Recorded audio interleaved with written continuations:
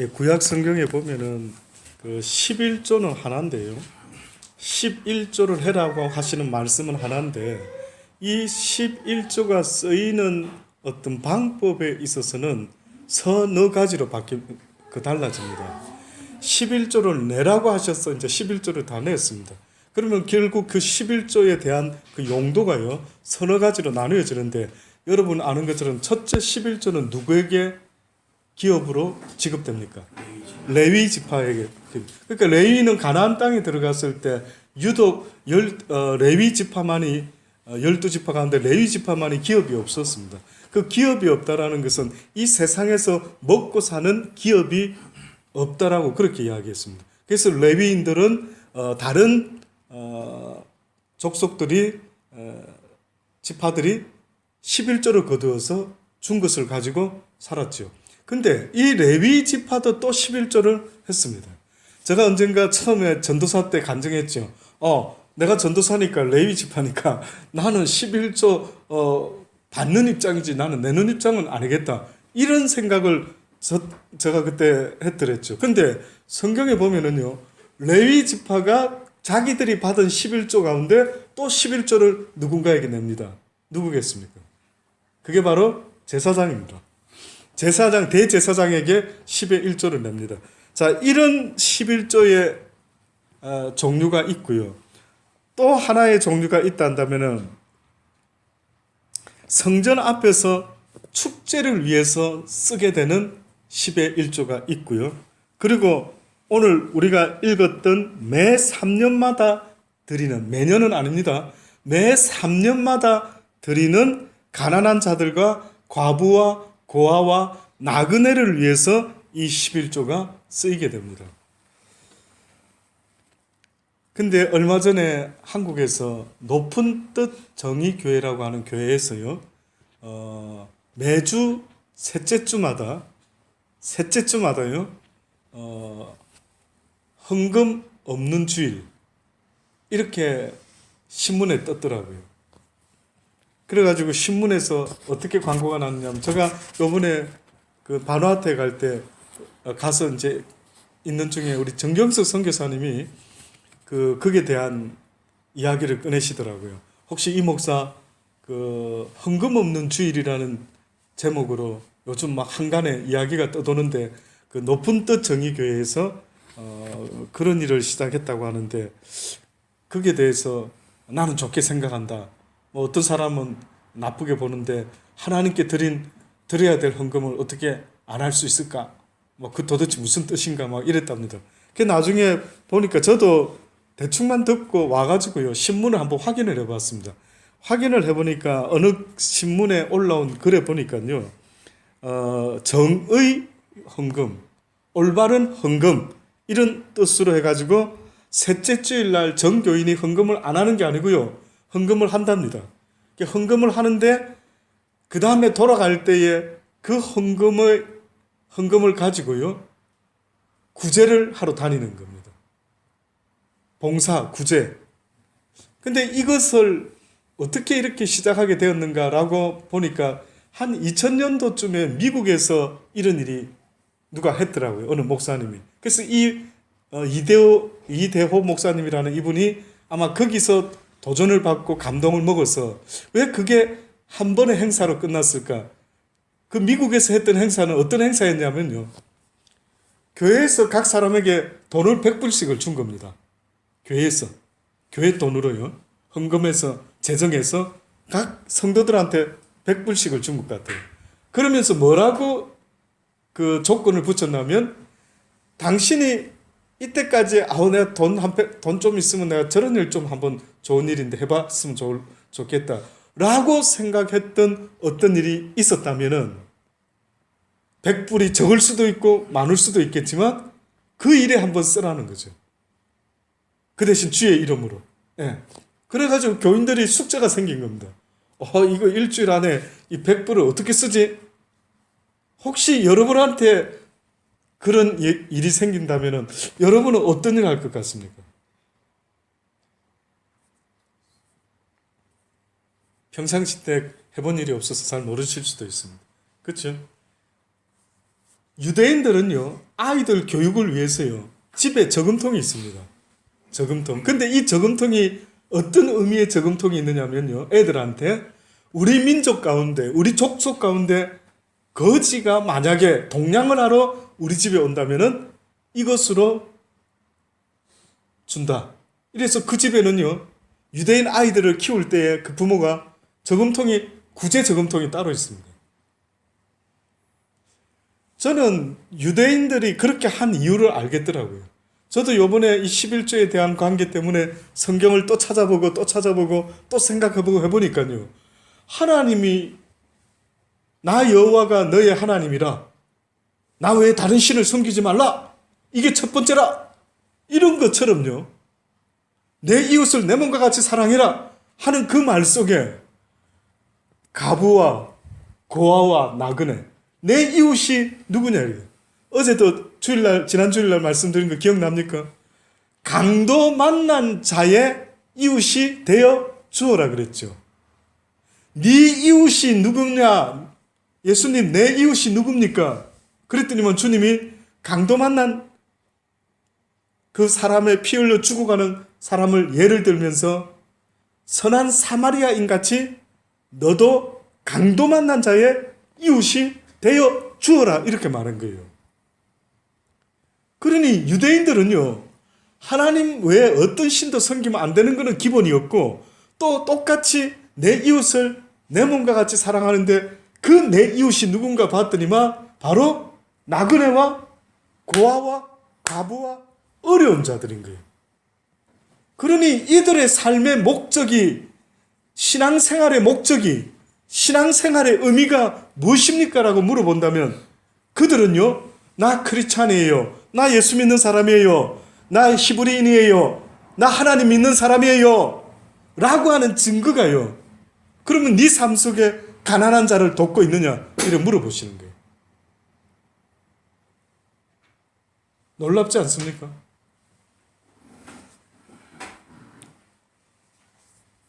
야, 저는 이런 생각을 많이 못했습니다. 저는 그냥 내가 남한테 신세는 안 졌으면 좋겠다, 내 앞가림이나 잘하면 됐지, 뭐 이 정도 생각했지, 내 삶에 벌어지는 어떤 수익을 가지고 어렵고 힘든, 정말 꼭 필요로 하는 것에 써야만 되는 의무가 있는 줄은 몰랐어요. 그런데 높은 뜻 정의교회라는 이 교회 목사님을 저는 본 적도 없고, 이분이 어떤 감동이 그 교회, 미국 교회에서 2000년도인가에 했던 그것에 감동을 받았다라고 하는데 꼭 그것만은 아닐 수도 있겠다. 왜 하필이면 셋째 주에다가 날짜를 정했네. 그 보면은 유대인들이 오늘 본문의 말씀처럼요, 매 3년 차에 무엇을 해야 되느냐면 과부와 나그네와 고아들을 위해서 그들에게 11조를 나누는 것이었습니다.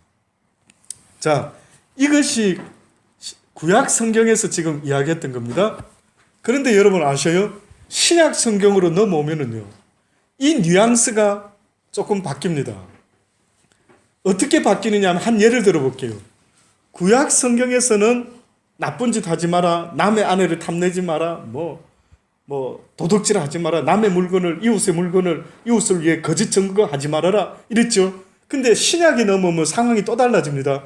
네 마음에 음욕을 품는 자마다 이미 간음한 것이라. 그러니까 구약도 법이 어렵다고 했는데 신약에 넘어오면서 법이 더 강화된 것 같이 보이지는 않는 법이지만 더 하나님 앞에서 더 부담스러운, 내 속을 늘 들여다봐야 되겠구나, 겉으로 남한테 나 나쁜 짓 안 했어요, 나 호주법에 안 걸렸어요, 나 호주에 감옥에 가본 적 없습니다, 이것만 하면 된 줄 알았는데 신약에 넘어오면은 네 마음 상태가 더 중요하대. 그래서 네가 비록 호주 법은 어기지 않았지만 하나님의 법을 어기게 되면 하나님이 죄 없다 하지 않겠다. 근데 그 법 가운데 그럼 누가 하나님의 법을 어겼습니까? 라고 하니까 마음으로라도 나쁜 생각을 하면은 그것은 죄다고.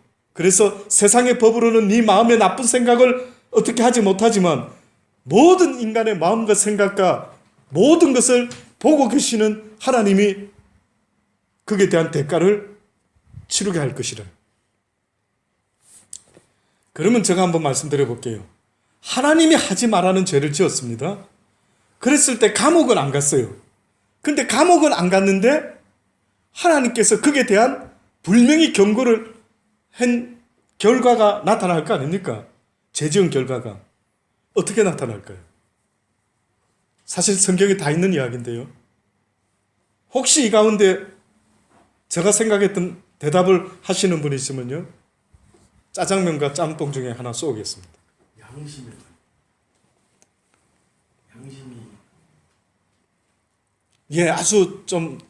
아주 근사했습니다. 근데 이제 성경에 있다고 제가 힌트를 드렸죠. 그럼 예를 딱 들어서 뭐 하나를 딱 알려주시면 거의 짬뽕 수준입니다. 그 말도 맞습니다. 근데 요거 이제 성경에 그럼 구체적으로 있습니까? 있죠. 성경에 있습니다. 놀랍죠. 우리가 세상 법을 어기면 감옥 가가지고 이제 거기서 죗값을 치르는데요. 하나님의 법을 어겼을 때 여러분이 이제까지 그냥 살았을 거예요. 뭐 하나님 법을 보도 뭐 대충 넘어가고 뭐 누가 알까? 뭐 이러고 넘어가 살았죠. 근데 하나님은 다 보고 계시는데 하나님은 그 대가를 안 치르게 했을까? 아니요. 어디서 알 수 있는 줄 아십니까? 아담과 하와가 인류 태초에 그쵸? 죄를 지었죠. 따먹지 말라는 선악과를 따먹었죠. 그때 그 아담과 하와가 반응했던 거 기억나십니까?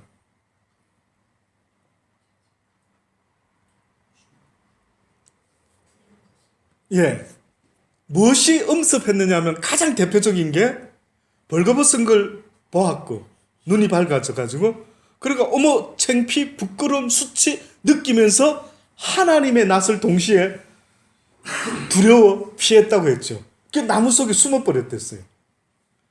그러니까 그 죗값은요, 하나님을 피했다라는 것은 하나님의 은혜와 도움을 못 받게 되고 말았다. 벌거벗었으나 부끄러워하지 않았다라는 것은 하나님의 은혜와 도움이 있었다. 그건 다시 말하면 심령의 평안이 있었다. 심령의 평안함이 있었다는 거예요. 쉽게 말하면요. 눈에는 안 보입니다. 그런데 하나님 앞에 범죄하고 나니까요, 이 희한한 일이 벌어졌어요. 심령 속에 이제까지 못 느껴봤던 두려움이 느껴진 거예요. 그러면서 미움과 핑계와 시기와 질투와 같은요. 그래서 아담이 조금 전까지 사랑의 마음이 풍성해가지고 하와를 봤을 때 이는 내 뼈 중에서 뼈요 내 살 중에 살이로다 my love 하고 이런 풍성한 감정이 있었습니다. 그런데 딱 죄짓고 나니까 이 인간이요, 죄값을 어떻게 보면 치르고 있는 모습으로 확 죄인의 모습으로 되고 말았죠. 근데 보니까 왜 이랬냐 이랬더니 당신이 하나님 막 탓을 하면서요, 당신이 지어준 이 여자가 따먹으라 해서 따먹었나이다. 핑계를 하나님과 여자에게 딱 대어버립니다. 결국 이거는 뭡니까? 그 마음에 지금 사랑의 마음이 사라지고 말합니다. 그래서 하나님의 법을 어긴 자가 당하는 고난이 있다면요, 한마디로 말하면 그것은 사랑 없는 마음이다. 평안 없는 마음입니다. 이 대가가 얼마나 혹독한지 아시죠? 딱 집에 들어왔는데 막 집안이 화목하지 않고 화평하지 않아요. 일하고 갔다 왔어요. 와이프가 또 애들하고 막 싸우고 있습니다. 뭐 난리가 나, 밥도 안 해놓고 뭐 예를 들어서요, 뭐 한바탕 또 일어난 것 같아. 분위기가 딱 들어왔어요. 느낌이 어떨까? 이놈의 집안이 이게 뭐지? 남편 입장에 땀 흘리고 열심히 밖에서 일해서 이렇게 들어왔는데 이게 뭐야? 팍 솟구치겠죠. 징글징글 할 겁니다, 진짜. 암만 밖에서 힘들게 하루를 보내도요, 집사님, 집에 딱 왔는데 아내가 웃으면서 막 맛있는 내가 좋아하는 찌개 냄새가 나면서 아이들이 달려오면서 아빠 뭐 수고했어요, 막 가방 들어드리고 짐 들어드리고 그렇게 달려오고 엄마는 막 아빠 허그하고 뽀뽀 한번 하고 뭐 이러고 이제 집에 들어왔습니다. 그러면은 생각할 때 아무리 바깥에서 힘들고 어려워도 저는 이런 경험을 잘 못합니다. 왜냐하면 저는 밖에서 일하는 그런 일보다 그냥 집에 늘 있다 보니까 아마 저희 집사람은 좀 나갔다 좀 왔으면 이런 기대를 하는지 모르겠는데 어쨌든요, 밖에서 일하는 분들의 그 기쁨, 난 그런 것 같아요. 결혼 첫 때 좀 맛봤습니다. 아르바이트 한다고 잔디깎기 하고 40도 이상 되는 데서 막 죽다가 살아나고 할 때에는 아마 모르겠어요. 기억이 저는 지금 가물가물합니다. 그때 아마 틀림없이 저한테 신호초니까 맛있는 거 해줬겠죠. 제가 남편 입장, 남자 입장인데요. 밖에 일하고 딱 들어왔을 때 진짜 그런 분위기가 연출됐다 그러면요. 아마 다른 남편 거의 동감하지 않을까요? 밖에서 아무리 힘든 일이 있었다 하더라도 그 사랑의 감정 때문에요. 마음 때문에 혹 없어지고 또 힘을 얻고 와우. 그리고 역시 우리 집이 참 좋아. 이제 좀 쉬고 싶어. 그 사랑 안에서 쉬게 되죠. 근데 아담과 하와가 벌거벗었으나 부끄러워하지 않았다. 그런데 선악과를 따먹고 난 이후로부터 이상한 증상이 일어난 겁니다. 와이프도 이상하게 막 핑계를 대는 대상이 되고 말았고 하나님이 낯을 피해버리고 이제는 그냥 막 그 이후로 보십시오. 그의 첫 번째 아들 가인이 어떤 짓을 했는가요? 자기 동생을 죽여버렸습니다. 저는 그 생각이 들더라고요. 뭔가 하나님 의미가 있다. 왜 아담과 하와가 죄짓고 나서 첫 번째로 얻은 자식인데 장자인데 왜 이가 그의 동생을 죽였을까? 자, 이 정도 힌트를 이제 이야기를 드립니다.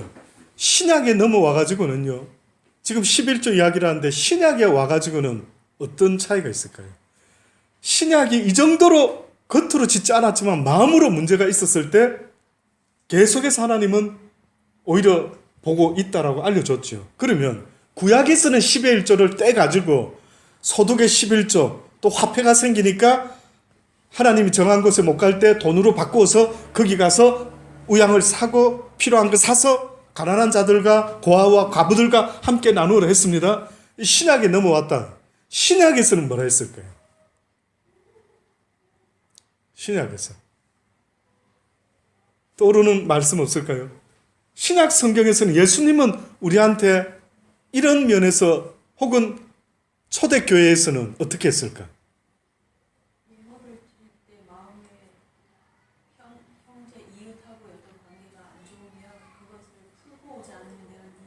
예.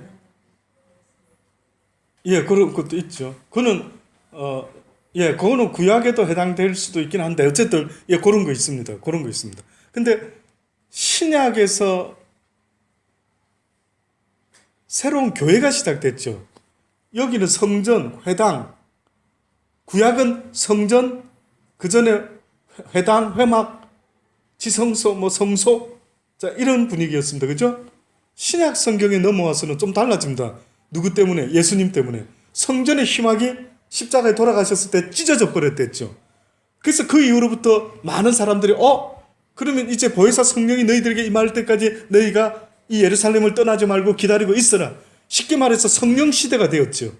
그래서 제사장만 들어갔던 성전에서 이제는 휘장이 찢어짐으로 예수 그리스도의 보혈을 의지하고 누구든지 대제사장과 같이 하나님께 나아갈 수 있대. 이게 신학교에서 가르치는 겁니다. 기본적으로. 그래서 성령시대라 이야기할 때에 이제는 대제사장만 1년에 1차씩 성소에 들어갔던 그 일을요. 대성전에 들어갔던 그 일을 이제는 예수 믿는 사람은 누구든지 성령을 통해서 직방으로 하나님하고 대면할 수 있는 이런 시대가 되고 말았어요. 그래서 이제 초대교회라는 게 시작되었죠. 성령의 역사와 함께 제자들을 통해서 막 복음이 전파되면서 성령의 역사가 일어났죠. 그러면은 그때 초대교회가 시작되면서 보여준 모습이 있는데.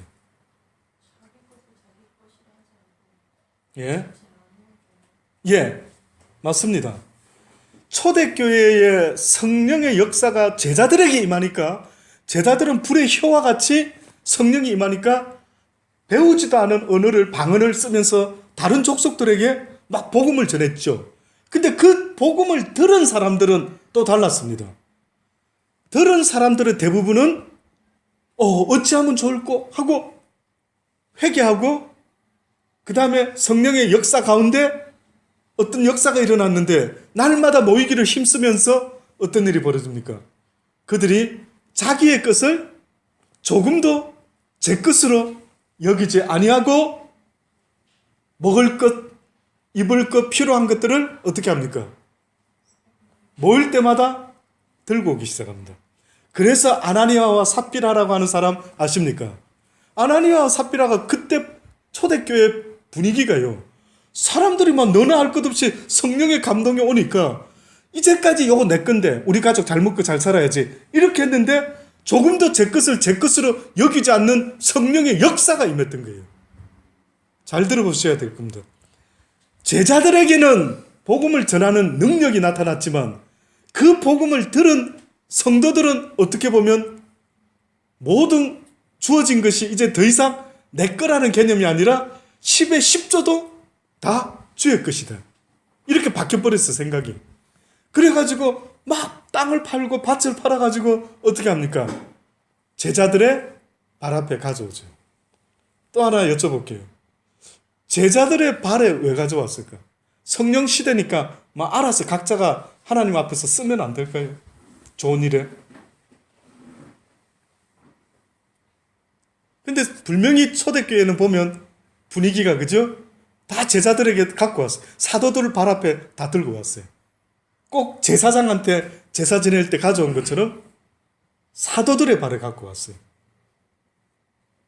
자, 이것이 어떻게 보면은 10의 1조를 구약에서는 강조했지만요, 신약에서는 10의 1조가 아니라 모두가 제 것을 제 것으로 여기지 않고 무조건 다 주의 뜻이라면 오픈되어 있는 이런 상태가 되고 말았어요.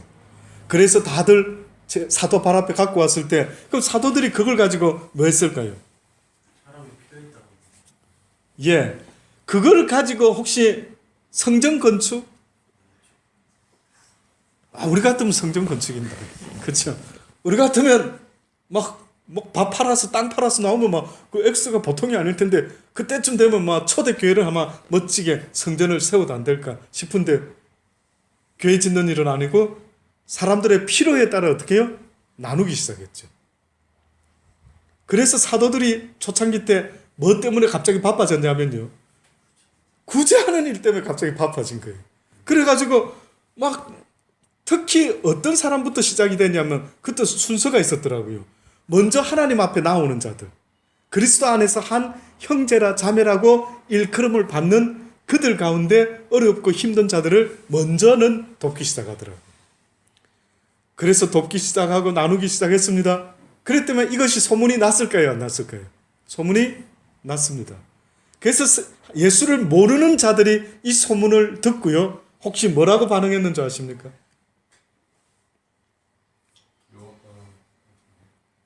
네? 예, 그런 게 있었습니다. 그런 것도 있었고요. 한마디로 말하면은 저들은 참 하나님의 사람들, 또다시 표현하자면 세상이 감당할 수 없는 자들. 사단이가 봤을 때 저 인간 저건 내 손 못 대겠네. 졌다. 저 녀석한테 나 졌다. 저거 어떻게 한번 유혹해서 넘어뜨려서 저거 지옥 끌고 가야 되는데 저기 저렇게 나오네. 더 이상 쟤는 못 건드리겠다. 그게 누군지 아십니까? 사단이 못 건드리는 사람. 자기 생명까지도 내 것으로 여기지 않고 주님을 위해서라면은 주의 뜻대로 하시옵소서라고 하는 믿음을 가진 자가 있다면, 여러분 생각할 때 사단이 건드릴 수 있을까요? 없을까요? 아무 거로도 건드릴 수 없어요. 원래 사망의 권세라는 이 놈은요, 이 죄로 말미암아 사망의 권세라는 놈은 쉽게 말하면 무엇으로 권세를 부리고 앉아있느냐 하면 사망으로 권세를 부려요. 너 까불면 죽여버린다 이놈아. 너 죽을 줄 알아? 너 죽으면 어떻게 하려고? 겁을 팍팍 주는 겁니다. 이게 사망의 권세죠. 그런데 누군가가 하는 말이 이렇게 합니다. 나야 죽으면 죽으리라. 그리고 가난하면 어떻고 부하면 어떻고 이런들 어떠리요 저런들 어떠리요 또 이렇게 나오는 거예요. 그러니까 이 악한 놈이 이 사람을 어떻게 넘어뜨려야 되는데 유혹할 거리가 없게 돼버려요. 그래서 세상이 줄 수 없는 평안을 얻을 수 있는 사람이 누군가 보니까요, 바로 자기의 생명도 자기의 모든 소유도 도무지 내 것으로 여기지 않는, 그래서 사실은 성령의 역사라고 하는 것은 바로 나눔의 역사다. 저는 믿어 의심치 않습니다. 그래서 저와 여러분이요, 크리스찬이라고 할 때 당신이 어째서 크리스찬입니까? 라고 물어볼 때 교회 다니니까 크리스찬 아닙니까? 아니요. 바로 하나님의 사랑을 나타내는 삶이 안 되면 안 된답니다. 그래서요. 마태복음 25장 한번 찾아볼까요? 마태복음 25장.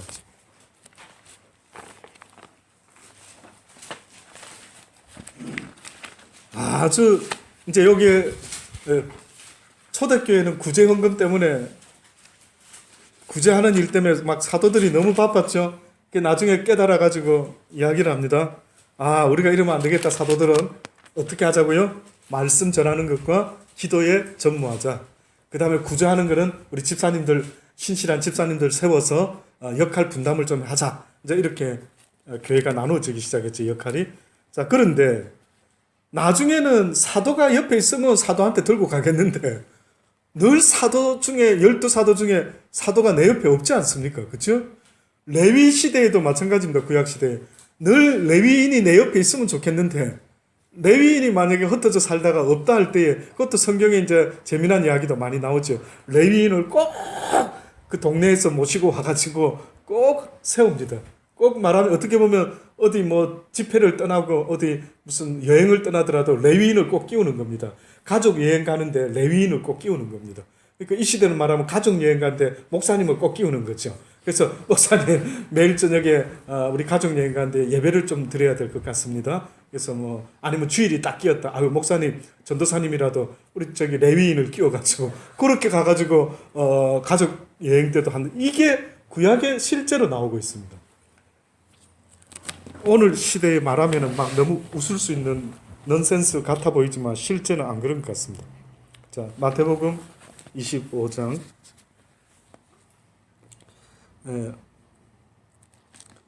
앞부분 말고요. 뒷부분에 있는 말씀 31절입니다. 제가 한번 읽어드리겠습니다. 인자가 자기 영광으로 모든 천사와 함께 올 때에 자기 영광의 보좌에 앉으리니 모든 민족을 그 앞에 모으고 각각 분별하기를 목자가 양과 염소를 분별하는 것 같이 하여 양은 오른편에 염소는 왼편에 두리라. 그때 임금이 그 오른편에 있는 자들에게 이르되 내 아버지께 복받을 자들이여 나와 창세로부터 너희를 위하여 예비된 나라를 상속하라. 내가 줄일 때에 너희가 먹을 것을 주었고 목마를 때에 마시게 하였고 나그네 되었을 때에 영접하였고 벗었을 때에 옷을 입혔고 병들었을 때에 돌아보았고 옥에 갇혔을 때에 와서 보았느니라. 이에 의인들이 대답하여 가로되 주여 우리가 어느 때에 주의 줄인 것을 보고 공개하였으며 목마르신 것을 보고 마시게 하였나이까. 우리는 한 적이 없는데요. 주님한테 이랬죠. 다시 말씀드립니다. 하나님이 마음과 목숨과 힘과 뜻을 다하여 주 너의 하나님을 사랑하라라고 했죠. 그리고 내 이웃을 내 몸과 같이 사랑하라 했죠. 근데 제가 지난 주일날 기억나십니까? 또한이라는 단어에 이야기를 했더랬습니다. 또한 내 이웃을 내 몸과 같이 사랑해라. 근데 그 또한이라는 뜻 속에 어떤 우리 한국말의 풀이가 있느냐 하면 다시 말해 이것을 더 강하게 내 말이 이 말인데 이러해야 되는데 이것인데 결국은 하나님 사랑해라니까 우리는 어떻게 사랑하는지 감이 옵니까? 처음에 안 오죠. 눈에 보이지 않는 영적인 하나님을 사랑해라? 어떻게 사랑하는데요? 눈에도 보이지 않는 주님. 아마 어떻게 보면 예수님이라는 분은요, 육신을 입고 이 땅에 왔다 할 때에 저는 이 생각이 듭니다. 인간들이 하나님 안 보입니다. 볼 수도 없는데 도대체 어떻게 당신을 어떻게 섬깁니까? 이럴 수도 있을 것 같아요. 그때의 육을 입은 예수님이 아마 계획이 된 것 같아요. 그래서 일단 예수님을 볼 때마다 줄을 보듯이 해라. 근데 또 예수님이 지금 뭐라고 말씀하느냐면 내가 이 땅에 왔을 때에 나는 우편에 복된 내 계명을 지킨 자들, 내 계명은 복잡지 않는데 간단한데 하나님을 사랑해라는 이 계명 지킨 자들, 이 의인들을 내 우편에 내가 앉혀놓으리라 이랬어요. 그랬더니 이 의인들이 하는 말이 우리가 언제 주님 대접한 적 없으니까 나는 주님은 그 30살, 좀 33살 살다가 그 시대에 가셨는데 나는 주님 잘 모르겠는데요. 자, 이렇게 했죠. 그랬더니만 뭐라고 했습니까? 어느 때에 나그네 되신 것을 보고 우리가 영접했으며 벗으신 것을 보고 옷 입혔나이까? 어느 때에 우리가 병드신 것이나 옥에 갇히신 것을 보고 가서 배웠나이까? 했더니 임금이 예수님이 대답하여 가라사대 내가 진실로 너희에게 이르노니 너희가 여기 내 형제 중에 지극히 작은 자 하나에게 한 것이 곧 누구한테 한 것이라고요? 내게 한 것이니라. 아멘 되시기를 권면합니다. 아멘 되시기를 권면합니다. 아멘입니다. 적은 소자를 대할 때에 그러면 제가 또 여쭤볼게요. 또 이게 너무 고지식하게 소자만 보면 주님인 줄 알고 혹시나 대하시는 분이 있을까봐 높아심해요. 소자 하나에게 행한 그 냉수 한 그릇을 잊지 않게 될 때 포커스가 소자입니까? 소자를 대접한 이 사람의 마음입니까? 잘 한번 생각해 보세요. 소자만 보면 주님 생각을 떠올려야 됩니까? 아니면 소자를 대하는 마음 자세를 말씀하고 있을까요? 마음 자세겠죠.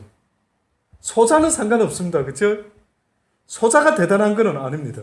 근데 소자를 대하는 마음이 누구를 대하는 마음으로 대했다고요? 죽게 대하듯 하는 마음으로 대했어요.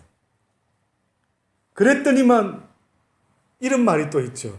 너희가 선지자의 마음으로 선지자를 대접했다 한다면은 너도 선지자의 상을 받게 될 것이라. 잘 한번 생각해 보십시오. 나 선지자 아닙니다. 나 목사도 아니에요.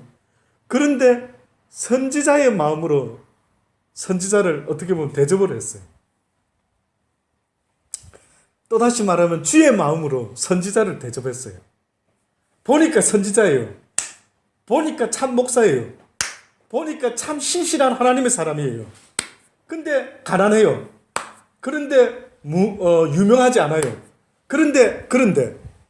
그러나 나는 느낌이 와서 그에게 죽게 하듯 하는 마음으로 했어요. 했더니만 하나님이 네 마음을 내가 받았으니 네가 선지자를 인정했구나. 내 종을 내 종으로 인정했구나. 너는 내 종과 같은 일을 하지 않았는데 네가 내 종을 인정했으니 내 종과 똑같은 상을 받게 될 것이라. 이해하시기가 어려울 수도 있을 겁니다. 그러나 숙제거리로 마음에 품어보세요. 아버지 진짜 그러합니까? 그리고 성경을 한번 읽어보시기를 바랍니다. 그 주님이 지금 우리에게 더 나아가가지고는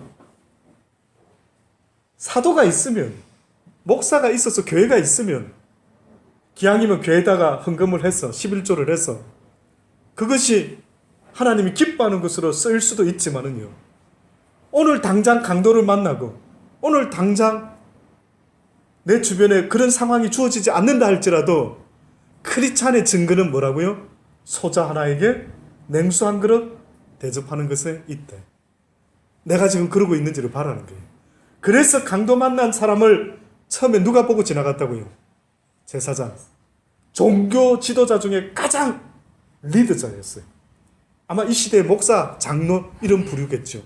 근데 도와줘야 될 자를 돕지 않고 어휴 왜 저런 데서 저렇게 다쳤지? 아우 나 바쁘니까. 그걸 싹 가버렸어요.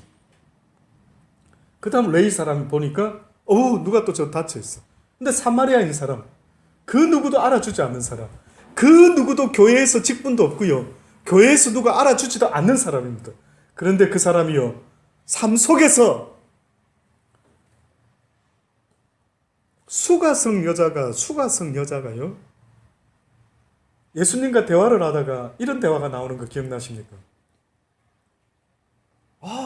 유대인이시네요.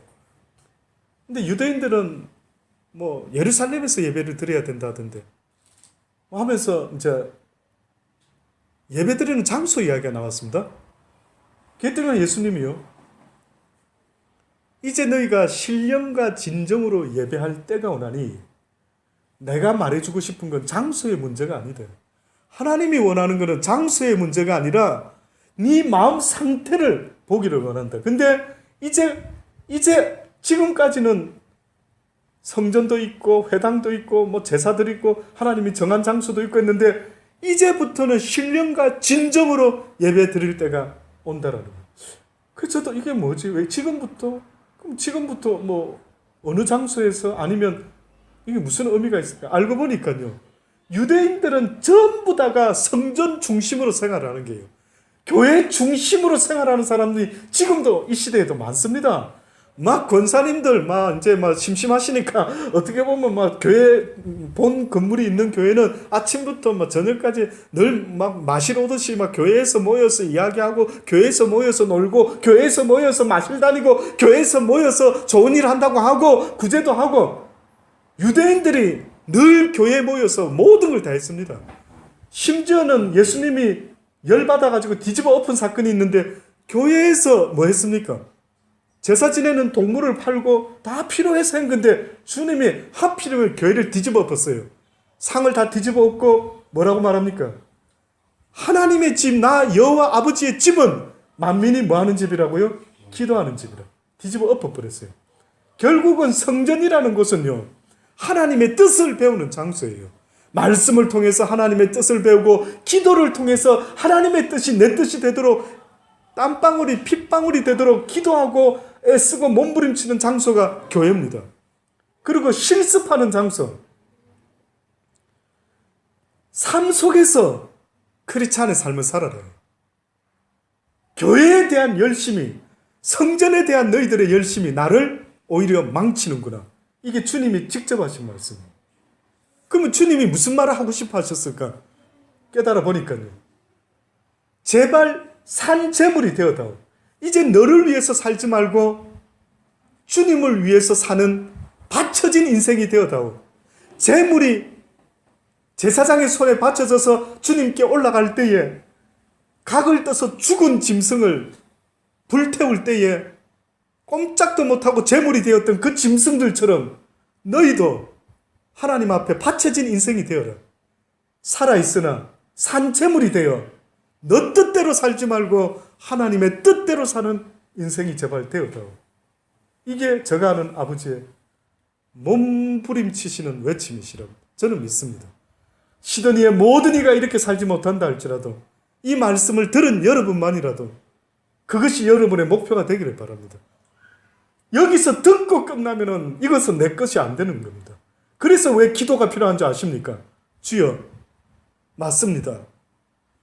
그렇게 저도 살아가기를 원합니다. 내 육신은 요 시간이 지나면 또 대번에 잊어먹어라 아들아. 그거 그래 너무 깊이 생각할 거 없어. 남들도 다 그냥 너를 위해 사는 거야. 무슨 남을 위해 웃기는 소리 하지 마. 널 위해 살아. 틀림없이 이 육신이 또 나를 그렇게 치고 올 텐데 아버지, 이 말씀이 진리라면 내 가슴 깊이 새겨져서 이제는 내 삶의 이유가 되게 하시고, 그래서 내가 어느 교회에 속해 있는 것이 문제가 아니라 내가 어떠한 삶을 살았는가를 주님이 물어보실 때에 내가 이렇게 살았나이다, 내가 이렇게 소자에게 냉수 하나를 대접했나이다. 혹시 여러분 생각할 때 하늘나라에 주님 앞에 딱 섰으면 주님이 그래 너 어디서 신앙생활 했니? 너 어느 교회 다녔니? 이거 물어볼까요? 어때요? 어떨 것 같습니까? 너 어느 교회에서 신앙생활 했어? 너 담임 목사 누구였어? 혹시 주님이 이런 거 물어보실까요? 저 생각은 저도 목사지만요. 뭐 혹시나 저보고 너 직업이 뭐였어? 이런 거는 다 알고 계실 텐데 아마 물어보신다면 너 내 말을 좀 알지 목사니까. 예, 주님 말씀 잘 알아요. 성경에 있으니까. 그래? 그 살았어? 그렇게? 이렇게는 물어보실 것 같아요. 맞습니까? 집사? 그래 안 물어볼. 너 그렇게 살았어? 이런 물어볼 것 같아요. 과연 네가 소자에게 냉수 하나 대접해라고 내가 이렇게까지 알려줬는데 네 삶 가운데 그런 일이 있었냐 물어보시는 거예요. 그래서 제가 언젠가 여러분에게 팁을 진짜 드렸죠. 혹시나 아이를 많이 만나는 일이 있다면 이런 생각은 안 해보십니까? 저는 옛날에 생각은 많이 했습니다. 초콜릿을 주문 제작하는 거죠. 근데 보면 그 좋은 거 있대요. 저기 중국집에 가면은 동그란 타원형으로 된 삼각형으로 된 원형으로 된 거기에 무슨 종이 하나 꽂아 나는 그 아이디어가 너무 놀라운 거예요. 그 처음 봤을 때. 그냥 먹으면 되는데 이 종이가 있지 않습니까? 그러니까 어떻게 합니까, 보통? 종이부터 쫙 빼서 그 안에 무슨 글이 있는지 궁금하니까 보게 되지 않습니까? 근데 그 안에다 만약에요. 주 예수를 믿으라. 그래야만 너와 내 가정이 구원을 받으리라. 이게 들어있다면은 그들이 보세요. 꼭 잊지 마세요. 목사님, 그거 효과 있을까요? 그런 소리 좀 하지 마시라. 저는 어느 때 아니, 바울과 베드로가 씨를 뿌리고 물을 뿌렸는데 자라게 하시는 이는 누구라 했습니까? 하나님 아닙니까? 어설픈 어떤 것 하나에도 그냥 나는 마음만 싫어서 나는 내가 할 수 있는 게 뭘까? 이거 굿 아이디어다. 이 초콜릿에 이거 초콜릿 공장 가는 겁니다. 가가지고 저기 이거 이렇게 한 몇 박스 하는데 얼마입니까? 좀 세다. 그러면 또 집사님한테 가는 거죠. 김 집사님, 나하고 쉐어하랍니까? 박스가 좀 너무 비싸가지고. 왜 무슨 쉐어? 내가 사실 뭐 어제 기도 중에 막 느낌이 와가지고 초콜릿에서 종이 딱 넣어가 전단지 딱 넣으면 이거 기가 막힐 것 같은데 애들 보면 종이 딱 찢어가 영어로 한글로 이거 너무 좋을 것 같아요. 한 번은 보게 할 것 같아요. 그래, 그럼 내가 반반 나눕시다 우리. 왜 다른 무슨 치킨 세일할 때는 반반 나누어서도 잘 사고 뭐 잘 사면서 왜 그런 건 해본 적이 왜 없냐? 그게 너무 이상한 거죠. 저 같은 사람은 그래도 목사의 길로 들어서지 않았습니까? 저는 그런 말을 하려고 준비를 하고 있습니다. 너 진짜 어떻게 살았냐? 예, 주님, 내 진짜 꿈이 있었고 나 전자공학을 공부해서 나 발명가가 되고 싶었습니다. 그런데 아버지, 목사가 되었습니다. 그래서 인기 있는 목사는 아니었지만요. 그래서 와이프한테 인정받는 목사는 아니었지만 제가 따뜻한 밥은 못 먹어봤지만 아버지, 고난으로 생각하고 이렇게 이 고난과 고통 가운데 십자가의 삶을 살아왔습니다. 아버지요, 나에게 상을 주실 수 있겠죠? 한번 말할 핑계는 이유는 있다. 그러면 제가 물어볼게요. 여러분 뭐가 있는데요? 여러분은 뭐가 있는데요? 저는 제 인생의 방향을 틀어버렸습니다. 여러분 뭐 하셨는데요? 한번 생각해 보세요. 진짜로. 그래서 너 뭐 했니? 뭐 하다 왔니? 했을 때에 할 말이 있게끔 하셔야 됩니다. 그래서 그게 뭔지는 저는 모르겠어요. 그러나 여러분의 심령 속에요. 와, 목사님 그런 아이디어가 있었네요. 또 이런 아이디어가 있었네요. 있다면 하십시오. 11조와 상관없이요. 11조 헌금 안 하셔도 상관없습니다. 하나님 앞에서요. 때로는 그렇게 3년마다 구제하는 이 복된 헌금이 고아와 나그네와 가부들에게 베풀었다라고 하니 얼마나 하나님이 기뻐하는 일이었을까. 이것이 바로 크리스찬의 모습이라는 사실을 잊지 마시고요. 사랑하는 여러분, 저도 얼마나 목 놓아 외쳤습니까? 저도 못한다 할지라도 여러분은 하십시오. 저는 부족해서 잘 못하는지 몰라도 여러분은 저보다 더 멋지게 하나님이 보셨을 때 아들아, 네가 비록 목사는 아니었지만 참으로 나를 기쁘게 하는구나. 너의 조그만한 그 모습이 나로 참으로 기쁘게 했다는 이런 복된 삶이 되시기를 주의 이름으로 축원합니다. 기도하십시다. 하나님 감사합니다. 이렇게 깨달음을 주셔서 감사합니다. 저 역시도 그냥 설교만 잘하면 되는 줄 알았는데 그렇게 살아라고 자꾸만 말씀하시니 아버지 하나님, 그 마음이 이제는 조금은 느껴집니다. 주님은 사랑을 말씀하셨습니다.